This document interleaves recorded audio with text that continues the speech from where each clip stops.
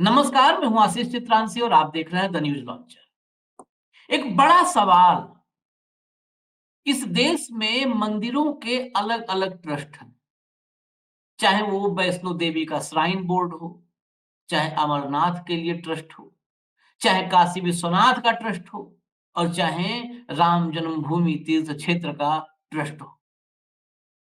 क्या कोई एक बिल ऐसा मोदी और शाह ला सकते हैं कि जितने ट्रस्ट बनेंगे धार्मिक ट्रस्ट, उसमें इस देश की 80-85% आबादी जो हिंदुओं की आप कहो, हिंदुओं में 85%, हिंदुओं में 85% जो पिछड़े हैं, दलित हैं, उनकी भागीदारी हो।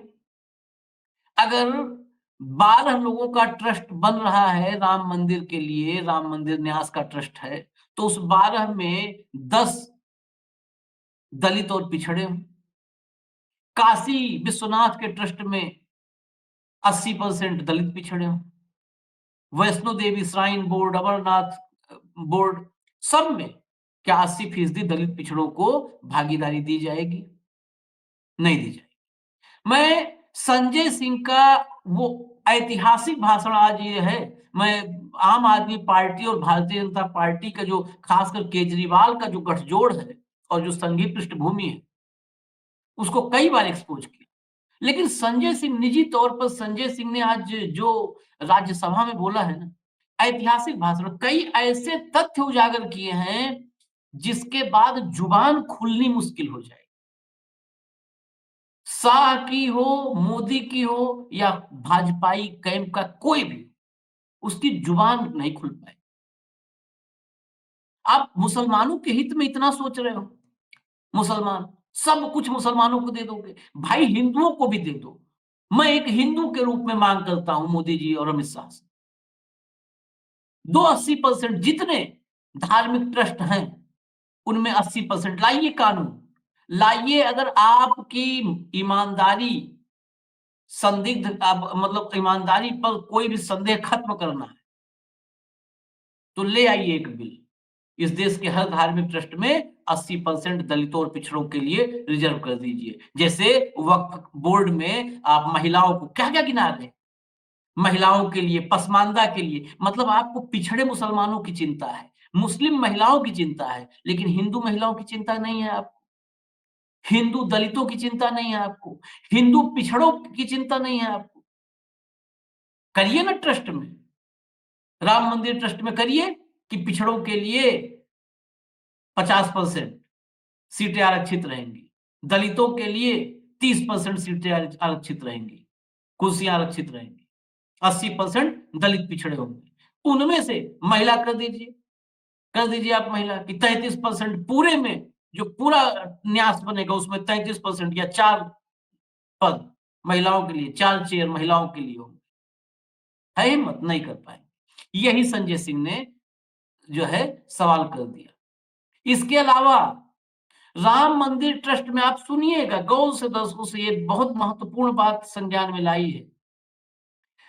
राम मंदिर ट्रस्ट में एक पदेन सदस्य होता है जो भी अयोध्या का डीएम होता है, लेकिन वहां स्पेशली लिखा है कि अगर डीएम मुसलमान होगा तो एडीएम उस ट्रस्ट में होगा। बताइए आप, मतलब अगर डीएम मुसलमान आ गया, डीएम पदेन है, मतलब जो भी अयोध्या का डीएम होगा वो ट्रस्ट में होगा ही होगा। अगर कभी मुसलमान डीएम की नियुक्ति हो गई अयोध्या में तो वो ट्रस्ट में नहीं रहेगा, वो नहीं रहेगा। एडीएम उसकी जगह पर, एडीएम जो हिंदू है वो जाएगा। ये है डुअल कैरेक्टर। इसको सामान्य भाषा में कहते हैं दोगलापन। इसको सामान्य भाषा में, बोलचाल की भाषा में इसी को दोगलापन कहते हैं, कोई अलग से नहीं दोगलापन कहीं से बना है। इसके अलावा संजय सिंह ने वक्फ की प्रॉपर्टी पर एक और महत्वपूर्ण बात कह दी और चर्चा छेड़ दी, दोस्तों की चर्चा, कि दोस्तों के लिए वक्फ बिल आ रहा है ये। अब ये इशारा आप समझिए, ये कौन है मोदी जी के दोस्त? क्या रेलवे और डिफेंस की जमीनें जैसे बिकी हैं, क्या वैसे ही ये भी बिकने की तैयारी है, ये जमीन भी बिकने की तैयारी है? बेसिकली संजय सिंह ने अकेले मोदी और शाह के चेहरे पर जो नकाब था, नकाब वर्ड इस्तेमाल इसलिए कर रहे हैं कि मुसलमानों की बहुत चिंता है मोदी साहब, उस नकाब को उतार दिया है और असली चेहरा दिखा दिया है। अब आप देखना चाहें, ना देखना चाहें, आप पर है। मैं पूरा का पूरा भाषण आपको सुनवाता हूँ, ये भाषण गौर से सुनिएगा, अगर वाक़ई इस सरकार के चेहरे से नकाब उतरने के बाद कैसा बदरंग चेहरा इनका दिखता है, वो देखना चाहते हैं, तो सुनिए। चलाइए ज़रा, पूरा भाषण चला दीजिए। धन्यवाद मान्यवर, आपने एक अत्यंत महत्वपूर्ण बिल पे मुझे अपनी बात कहने का मौका दिया। मैं जैसे उदय प्रताप जी की चंद पंक्तियों से अपनी बात शुरू करूंगा। न मेरा है न तेरा है, ये हिंदुस्तान सबका है, नहीं समझी गई ये बात तो नुकसान सबका है। न तेरा है न मेरा है, ये हिंदुस्तान सबका है, नहीं समझी गई ये बात तो नुकसान सबका है। जो आकर मिल गई इसमें वो दिखलाई नहीं देती, जो नदियां मिल गई इसमें वो दिखलाई नहीं देती, महासागर बनाने में मगर एहसान सबका है, महासागर बनाने में मगर एहसान सबका है। मान्यवर, हम लोग बचपन से एक शब्द सुनते आए, सरकार माई बाप। सरकार माई बाप यानी कि जो सरकार होती है वो लोगों की माई बाप होती है, मां की तरह ख्याल रखती है, पिता की तरह ख्याल रखती है। लेकिन अगर कोई सरकार अपने बच्चों को उसका गला घोटने पे उतारू हो जाए तो वो फिर सरकार निष्पक्ष सरकार नहीं है, नहीं है मान्यवर। वो सौतेली मां है, वो सौतेली मां है, उसका व्यवहार सौतेला है। और आज आप जो काम कर रहे हैं इस बिल के माध्यम से, आप बाबा साहब डॉक्टर भीमराव अंबेडकर जी के द्वारा लिखे गए संविधान की हत्या कर रहे हैं। और ये बात मैं इसलिए कह रहा हूं कि बाबा साहब डॉक्टर भीमराव अंबेडकर जी ने संविधान की धारा 26 में लिखा, धार्मिक मामलों के प्रबंधन की स्वतंत्रता, धार्मिक एवं धर्मार्थ उद्देश्यों के लिए संस्थाओं की स्थापना एवं रखरखाव करना, धर्म के मामलों में अपने स्वयं के मामलों का प्रबंधन करना, चल एवं अचल संपत्ति का स्वामित्व एवं अधिग्रहण करना तथा ऐसी संपत्ति का कानून के अनुसार प्रशासन करना। यह अधिकार आपने नहीं दिया, यह अधिकार किसी भारतीय जनता पार्टी के लोगों ने नहीं दिया, यह अधिकार बाबा साहब डॉक्टर भीमराव अंबेडकर जी के द्वारा लिखे गए भारत के संविधान ने दिया। मान और आप उस संवैधानिक अधिकार को छीन रहे हैं एक गैर संवैधानिक बिल लाके। क्या क्या लिखा इस कानून के अंदर आपने, किस तरीके से आपने इस संविधान की हत्या करने का काम किया। आप बड़ी बड़ी बातें कर रहे हैं, ये सरकार कह रही है कि ये कानून हम मुसलमानों के भले के लिए आ रहे हैं। जब मैं आपसे सुनता हूं तो मुझे लगता है कपिल शर्मा कॉमेडी सर्कस में बोल रहा है। आप मुसलमानों का भला कर रहे हैं, आप मुसलमानों का भला कर रहे हैं। दोनों सदन में एक भी सदस्य, दोनों सदन में सिर्फ एक सदस्य गुलाम अली को छोड़ के एक भी सदस्य आपका मुसलमान नहीं है। आप मुसलमानों का भला कर रहे हैं, आप मुसलमानों का भला कर रहे हैं। पूरी सरकार में एक मंत्री आपका मुसलमान नहीं है, आप मुसलमानों का भला कर रहे हैं। दो नेता अपने घरों में आपने बैठा दिया, मुख्तार अब्बास नकवी, शाहनवाज हुसैन, दोनों की राजनीति आपने खत्म कर दी। आप मुसलमानों का भला कर रहे हैं, आप मुसलमानों का भला कर रहे हैं, आप मुसलमानों का भला कर रहे हैं। अरे सुनना सीखो, सुनना सीखो पहले। मान्यवर, मैं इनके इस कानून में क्या क्या लिखा हुआ है, क्या क्या कहा है इन्होंने। बैठ जाए कृपया, गुलाम अली जी बैठ जाए। धार्मिक संपत्तियों को यह बिल कब्जा करने की नापाक कोशिश है। इतनी और धार्मिक संपत्तियों को सदन में इतनी कब्जा करने के लिए सदन में इतनी शांति है कि आराम से आप बोलोगे तो आराम से बोल रहा हूं सर। हाँ। आप बैठे हैं तो आपको देख के वैसे ही आराम आ जाता है, आपको देख के मैं वैसे ही आराम में रहता हूं सर। आप जब है आपका संरक्षण है तो आराम से ही बोल रहा हूं। बोलिए। मान्यवर, धार्मिक संपत्तियों को कब्जा करने की एक कोशिश है। इसलिए इस बिल पर न हिंदू को खुश होना चाहिए, न सिख को खुश होना चाहिए, न ईसाई को खुश होना चाहिए, न जैन को खुश होना चाहिए, न बौद्ध को खुश होना चाहिए, क्योंकि नंबर सबका आएगा। और आज वक्फ की संपत्तियां कब्जा करके आप अपने दोस्तों को देंगे, कल गुरुद्वारे की संपत्तियां कब्जा करके आप अपने दोस्तों को देंगे, फिर चर्चों की संपत्तियां कब्जा करके आप अपने दोस्तों को देंगे, फिर बौद्धों की संपत्तियां कब्जा करके आप अपने दोस्तों को देंगे, फिर जैनों की संपत्तियां कब्जा करके आप अपने दोस्तों को देंगे, फिर मंदिरों की जमीनें कब्जा करके आप अपने दोस्तों को देंगे। आप तो वो लोग हैं जिन्होंने प्रभु श्री राम के मंदिर में भी घोटाला किया। मान्यवर, प्रभु श्री राम के मंदिर के जमीन में घोटाला किया।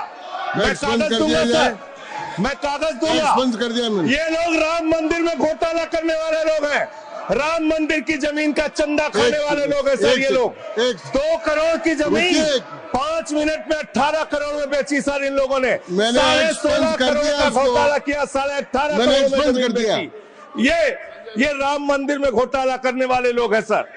मान्यवर, अरे प्रभु श्री राम के नाम का पैसा खाते हो तुम लोग। अरे बैठ जाओ, राम मंदिर का पैसा खाते हो। अरे राम मंदिर में घोटाला करते बैठो। अरे राम मंदिर का चंदा खाते हो। अरे चंदा चोरो बैठो, चंदा चोरो बैठो, चंदा चोरो बैठो, बैठो चंदा चोरो, चंदा चोरो बैठ जाओ। चंदा चोर हो तुम लोग चंदा चोर हो, चंदा चोर हो तुम लोग, चंदा चोर हो, चंदा चोर हो, चंदा चोरो बैठो। 1 मिनट को प्लीज। चंदा चोरो बैठो। सभापति महोदय, Shri Gajendra Singh ji. Sir, I am not dealing sir, I am not dealing. सदस्य ने चंदा चोरी किया इन्होंने, राम का पैसा खाया करने वाले प्रभु श्री राम का पैसा खाया सर इन्होंने। राम मंदिर का विषय, राम मंदिर में चंदा चोरी किया इन्होंने। चंदा चोर है सर ये लोग। इन्होंने प्रभु श्री राम का चंदा खाया। कृपया बैठ जाए। चंदा चोरी किया सर। कृपया बैठ जाए। राम मंदिर के संबंध में सर राम मंदिर के संबंध में कहे गए सभी राम शब्दों मंदिर के को मैं संबंध में कहे गए कार्रवाई बातों से को निकाल रहा हूँ। रखूंगा। कार्रवाई से निकाल दिए। 2 करोड़ की जमीन 18.5 करोड़ में खरीदी इन लोगों ने। 2 करोड़ की जमीन अयोध्या में 18.5 करोड़ में खरीदी। मान्यवर, मेरा टाइम बचाया जाए सर। मान्यवर, टाइम पॉज कीजिए सर, टाइम पॉज कीजिए, बैठाइए इनको। Point of order yes allow. Sir, I am not dealing sir. Point of order Bhupendra Yadav, please sit down.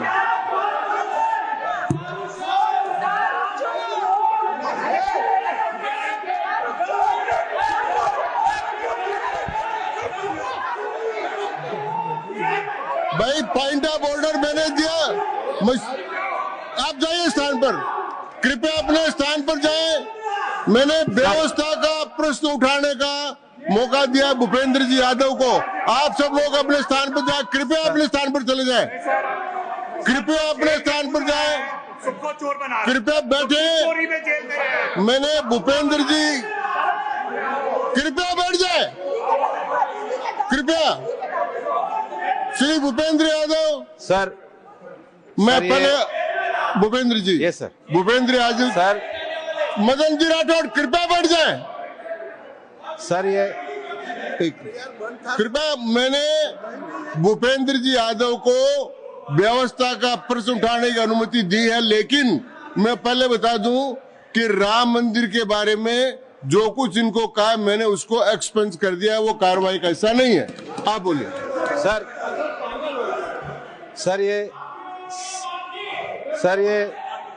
Sir ये सदन का उच्च सदन है। रूल में बता देता हूँ, रूल 238 और 240।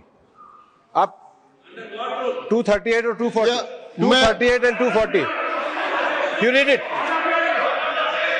Sir. There are sir 2 rules है, 238, 240। मेरे को बुक की जरूरत नहीं है। हाउ टू स्पीक ये 238 है सर। 240 बड़ा इंपॉर्टेंट है जी सर। कोई भी सदस्य अगर इररिलेवेंट बोलता है, अगर तो ये चेयर की पावर है कि उस सदस्य को रोक सकते हैं। जो विषय डिबेट से जुड़ा हुआ नहीं है, जो विषय सदन से जुड़ा हुआ नहीं है, इररिलेवेंट विषय को आपको रोकने का अधिकार है। जो सदस्य संजय सिंह जी बोल रहे थे वो इरिलीवेंट है। तीसरा एक और विषय सर, 238 में बोलने के बाद जो असंसदीय शब्द है, किसी भी पार्टी के बारे में, किसी के बारे में जो असंसदीय शब्द है वो बोले गए हैं तो उसकी भर्त्सना भी हाउस पूरी तरीके से करता है। माननीय माननीय Tiruchi Shiva, Sir, I also stand on the. please, I'm allowing Mr. Tiruchi Shiva. I also stand on the same rule, sir. 238 and 240. You didn't quote 238. You remember 240, but 238 you are well versed, I know, but you are not quoted. Nothing refer, only the rule number. Yes, yes. Refer to any matter of fact on which a judicial decision is pending. No. Make a personal charge against a member. No. Please. What is? Please. Kindly listen. Hello, please. I'm on a point of order. I'm on a point of order. I'm on a point of order. Point of order आपने allow किया है। What is that? Point of order आपने allow किया है। Rule 240. बैठ जाए। Sir, सुन ले एक बार। sir. मैं निर्णय मुझे करना, आप तो सुन तो ले। आप बैठे। Yes, sir, Vice Chairman, only 240. 240 which is मैंने quoted, दोनों sir. 238, Sir, sir. 240 दोनों देख लिए। Please, sir. हाँ। Rule 240 says, the chairman, after having called the attention of the council to the conduct of a member who persists in irrelevance or in tedious repetition, you didn't call, sir. Whether it is irrelevance or repetition has to be decided by the chair. So, the chairman. आप सुनो ना भाई, please Hello, listen. please. I'm speaking to the chair. Please तो I'm speaking to the chair. इधर देखिए ना। Sir, it is we leave it to your discretion and Yes. decision, sir. Yes. And not it is repetition or irrelevance can be decided by any other member, sir. Only you, sir. Okay, thank you. मैंने श्री भूपेंद्र जी यादव ने 240 में ये और है कि अगर कोई दूसरा सदस्य भी किसी सदस्य के इरिलेवेंट डिबेट को सपोर्ट करता है तो उसको भी डिबार करना चाहिए, आपको शिवा को भी करना चाहिए। अब एक सेकंड,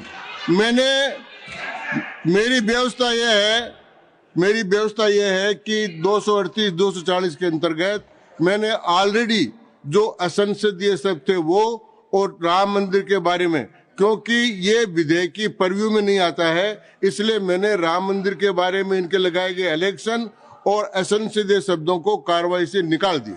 धन्यवाद। मान्यवर, आपने कहा कि इससे आप पिछड़े मुसलमानों का भला करने जा रहे हैं। सुनने में बहुत अच्छा लगता है कि आप पिछड़े मुसलमानों का भला करने जा रहे हैं।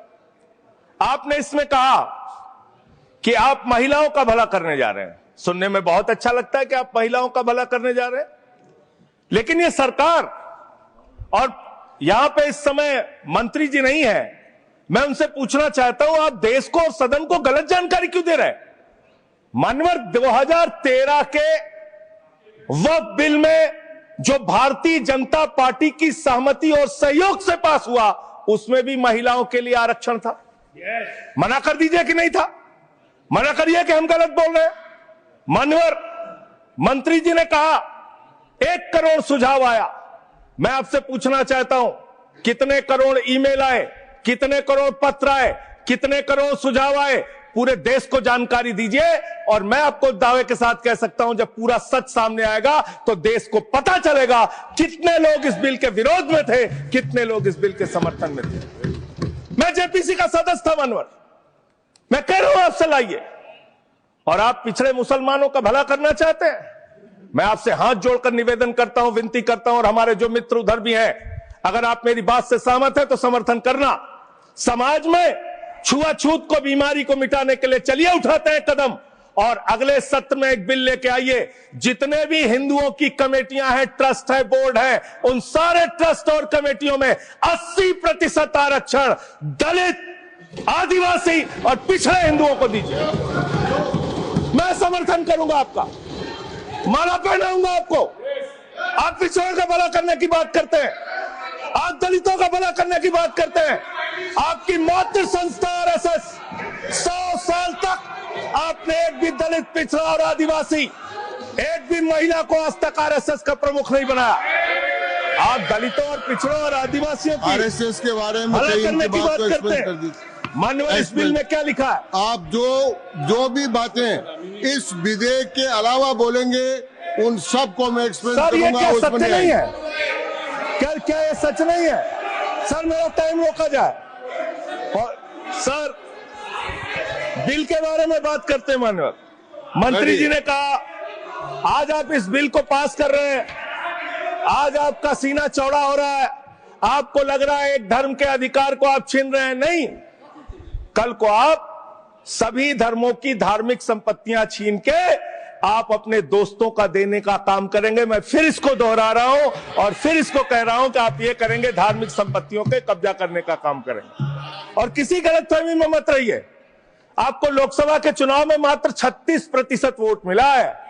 इस देश की 64% आबादी आज भी आपके खिलाफ है, आज भी आपके खिलाफ खड़ी है। किसी गलतफहमी में मत रहिए। बड़ी बड़ी सत्ता उखा गई और चली गई। मान्यवर, आपने इसमें लिखा बिल के अंदर कि वक्फ कमेटी के अंदर गैर मुसलमान इसका सदस्य बन सकता है। आप क्या गुरुद्वारा कमेटी के अंदर गैर सिख को मेंबर बना सकते हैं? क्या ईसाई कमेटी के अंदर गैर ईसाई को सदस्य बना सकते हैं?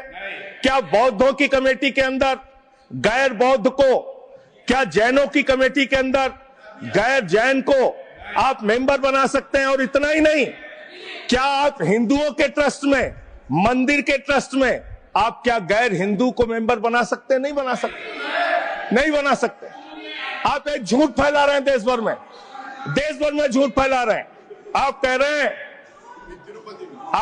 हैं ये मैं पढ़ रहा हूं राम मंदिर का, सर राम मंदिर ट्रस्ट। झूठ शब्द असंसदीय है, जो असंसदीय शब्द है उनको निकाल दीजिए। सत्य से परे, सत्य से परे। सर ये प्रभु श्री राम के मंदिर का ट्रस्ट, मैं इसका समर्थन करता हूं। नहीं, आप सर मैं इसका समर्थन कर रहा हूं। ये सब्जेक्ट नहीं है सर, समर्थन कर रहा हूं। सुन तो लीजिए, आप कहे से नहीं सुनूंगा।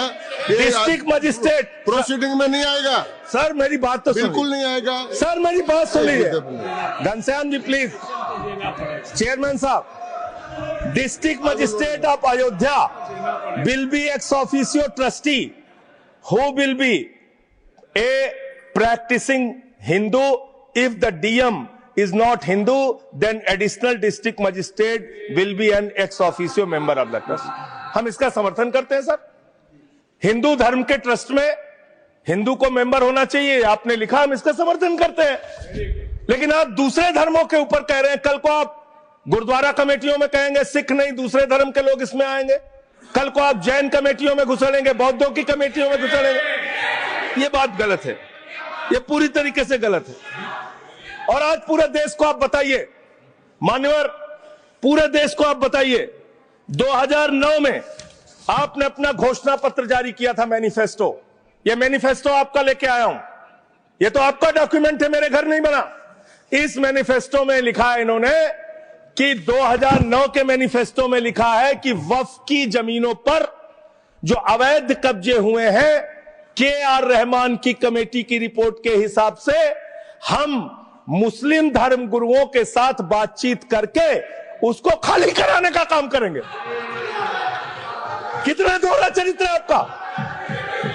आपने कहा वक्फ की जमीनों को खाली कराने का काम करेंगे जिसपे कोई और कब्जा कर रखा है। मान्यवर, एक और बात, सुप्रीम कोर्ट के अंदर आप कह रहे हो कागज चाहिए, कागज चाहिए। मंत्री जी ने कहा कागज चाहिए। मंत्री जी, आपको कागज की बहुत जरूरत होती है, कागज आपको चाहिए।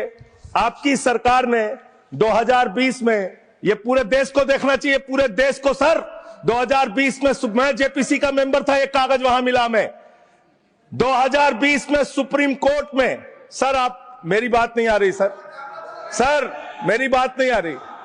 2020 में मान्यवर, इस भारत की सरकार ने, मोदी जी की सरकार ने शपथ पत्र दिया सुप्रीम कोर्ट में। से क्या लिखा हुआ है?